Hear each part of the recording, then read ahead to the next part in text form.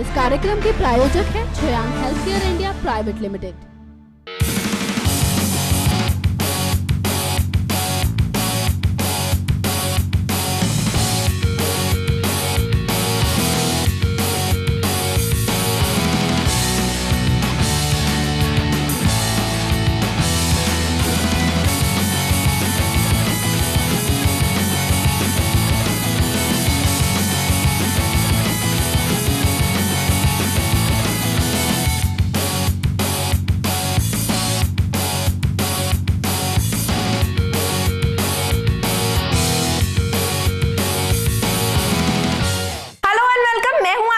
मेघा और आप देख रहे हैं हमारा स्पेशल शो बॉलीवुड गॉसिप, जहां आपको मिलती है बी टाउन की latest updates with some hot and spicy gossips to.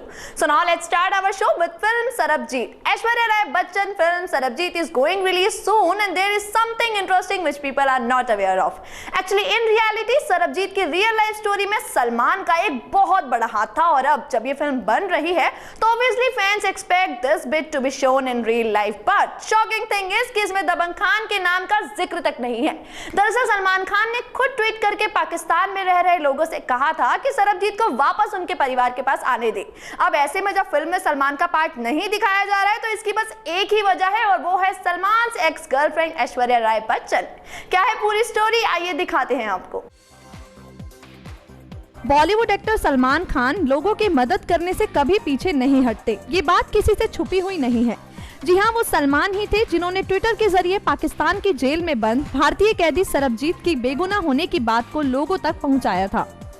उन्होंने सरबजीत की बेगुनाही को साबित करने के लिए कोई कसर बाकी नहीं छोड़ी थी। इसके साथ ही उन्होंने उसे छुड़ाने के लिए कई कैंपेन भी चलाए थे। और अब जब सरबजीत की जिंदगी की दर्दनाक कहानी पर बेस्ड एक फिल्म बन रही है तो हैरान कर देने वाली बात ये है कि उस फिल्म में दबंग खान की ओर से की गई किसी भी पहल का जिक्र नहीं किया गया है और इसकी एकमात्र वजह है सलमान खान की एक्स गर्लफ्रेंड यानी कि एक्ट्रेस ऐश्वर्या राय बच्चन। दरअसल इस फिल्म में ऐश एक बहुत इंपॉर्टेंट रोल प्ले कर रही हैं और वो है सरबजीत की बहन दलबीर कौर, जो कि फिल्म में अपने भाई की रिहाई के लिए गुहार लगाती नजर आएगी। लेकिन इस पूरी फिल्म में कहीं भी इस बात का जिक्र नहीं किया गया है कि सरबजीत को जेल से छुड़वाने के लिए उनकी बहन साल 2012 में फिल्म दबंग 2 के सेट पर सलमान खान से मिली थी, क्योंकि उनका मानना था कि सलमान की फैन फॉलोइंग पाकिस्तान में भी बहुत है और अगर वो कहेंगे तो शायद उनका भाई छूट जाएगा। दलबीर ने जब सारी बात सलमान को बताई तो इसके रिस्पांस में सलमान ने ट्विटर के जरिए सरबजीत के बेगुनाह होने की बात को लोगों तक पहुंचाया था। खबरों की माने तो सलमान के इस योगदान का जिक्र सिर्फ इसलिए नहीं किया गया है क्योंकि ऐश्वर्या सलमान के साथ कोई भी फिल्म में काम नहीं करना चाहती और अगर इस फिल्म में इस सीन को दिखाया जाता तो इन दोनों को एक बार फिर से साथ काम करना पड़ता। Well, we believe all is fair in love and war and they could have shown this landmark event in the quest to release Sarabjit in 2012. Moving on to our next story which is about the evil Salman Khan. Recently हमने आपको बताया था कि सलमान खान को approach किया जा रहा है for the 4th installment of Dhoom franchise and now the latest buzz is कि सलमान के साथ इस फिल्म में रोमांस करने के लिए चुना गया है एक्ट्रेस वानी कपूर को। जी हाँ, वानी Kapoor has also been approached for star alongside Dabangg Khan in this film. Well, जब भी बात धूम की होती है तो curiosity level is always high for the fans. So उन सभी फैंस के लिए एक है बहुत बड़ी गुड न्यूज। जी हाँ, आप सलमान और वानी करते हुए नजर आएंगे आप सबको साथ शुद्ध देसी वाला romance. What's the whole story, आइए दिखाते हैं आपको। शानदार एक्शन और जबरदस्त सस्पेंस वाली फिल्म धूम की 4th सीरीज यानी कि धूम 4 का दर्शकों को हमेशा से ही इंतजार है। इस फिल्म की सीरीज में विलेन के अलग किरदार को लेकर हमेशा से ही चर्चा होती रहती है क्योंकि इसकी हर सीरीज में विलेन हमेशा ही अलग और हटके होते हैं। हाल ही में खबर आई थी कि दबंग खान यानी सलमान खान धूम 4 में विलेन के किरदार में नजर आ सकते हैं और अब ये खबर आई है कि इस फिल्म के निर्माता फिल्म में एक्ट्रेस वानी कपूर को कास्ट करने का मन बना रहे हैं। जी हाँ, फिल्म शुद्ध देसी रोमांस फेम वानी कपूर के सितारे इन दिनों काफी बुलंदी पर है क्योंकि वो जल्द ही फिल्म धूम 4 में सलमान के साथ नजर आने वाली हैं। अब ये देखना काफी इंटरेस्टिंग होगा कि हमेशा से ही रोमांटिक और पावर पैक किरदार अदा करने वाले दबंग खान का ये विलन किरदार और उनके साथ वानी की जोड़ी को लोग कितना पसंद करते हैं। वहीं अगर बात करें इनके प्रेजेंट प्रोजेक्ट की तो फिलहाल ये दोनों ही यशराज प्रोडक्शन के बैनर तले काम कर रहे हैं। सलमान खान अपनी आने वाली फिल्म सुल्तान की शूटिंग में बिजी है जिसमें वो एक हरियाणवी पहलवान के किरदार में नजर आएंगे, तो वहीं दूसरी ओर वानी अपनी आने वाली फिल्म बेफिक्री की शूटिंग में बिजी है जो कि इस साल 9 दिसंबर को रिलीज होगी। So are you guys excited to watch Salman and Vani together? आगे बढ़ते हैं और बात करते हैं बिग बी स्टारर फिल्म सरकार की। After the success of the critically acclaimed सरकार franchise, Amitabh Bachchan and Ram Gopal Verma are all set to return with the third installment सरकार 3।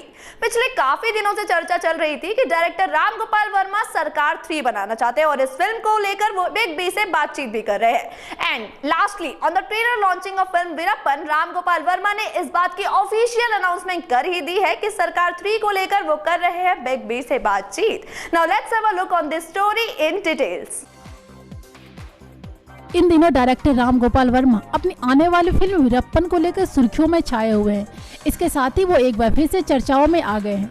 दरअसल खबर है कि फिल्म सरकार और उसके बाद सीक्वल सरकार राज जैसी सुपरहिट फिल्म देने के बाद अब वो इस फिल्म के तीसरे पार्ट लेकर आने वाले हैं, जिसका नाम सरकार 3 रखा गया है। बता दें कि मूवी सरकार के दोनों सीक्वल में बॉलीवुड सुपरस्टार अमिताभ बच्चन ने अपने जबरदस्त एक्टिंग से दर्शकों का मन मोह लिया था।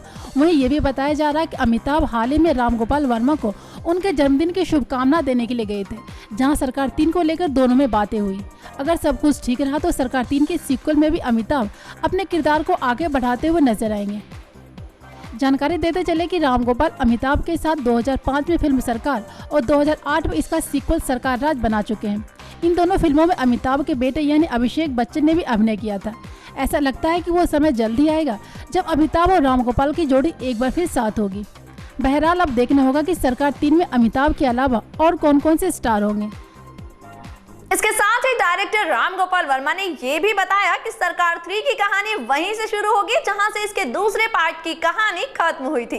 आगे बढ़ते हैं और बात करते हैं देसी गर्ल प्रियंका चोपड़ा की। She is now a global icon as we all know, and with each day passing by the actress is earning achievements and making us feel proud of her. And recently she is among the 7 Indians who made it to Time magazine's most influential list. वो अपने Hollywood show Quantico से international audience को तो काफी लुभा रही है और इसके साथ ही अपनी पहली हॉलीवुड फिल्म बेवॉच की शूटिंग भी कर रही है। आइए प्रियंका की इस अचीवमेंट के बारे में आपको विस्तार से बताते हैं। टाइम मैगजीन ने 2016 के सबसे प्रभावशाली लोगों की सूची जारी कर दी है। हर साल टाइम मैगजीन दुनिया भर के ऐसे लोगों की लिस्ट जारी करती है जो अपने क्षेत्र में प्रभावशाली काम करते हैं। लेकिन बता दें कि इस बार टाइम मैगजीन की सबसे खास बात यह है कि इसमें कई भारतीय सितारों के नाम शामिल हैं, जिसमें प्रियंका चोपड़ा, सानिया मिर्जा, RBI के गवर्नर रघुराम राजन इत्यादि हैं।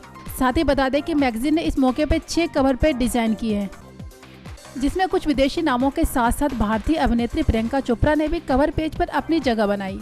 लेकिन सबसे हैरान करने वाली बात यह है कि इस लिस्ट में PM नरेंद्र मोदी को कोई जगह नहीं मिली है।